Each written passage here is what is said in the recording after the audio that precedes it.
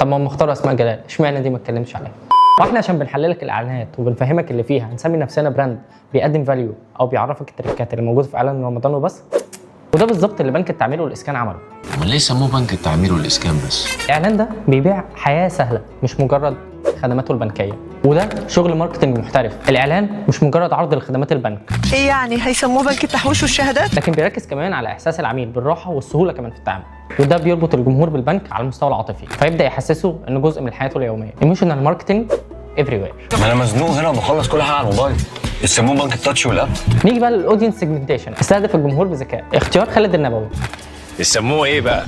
بنك القروض والعربيات؟ بيجذب العملاء اللي بيدوروا على ثقه وجيل خالد النبوي. انما بقى احمد مالك فده عشان يستهدفوا الجيل الجديد اللي عايز كل حاجه سريعه. بنك التوفير والكاشات.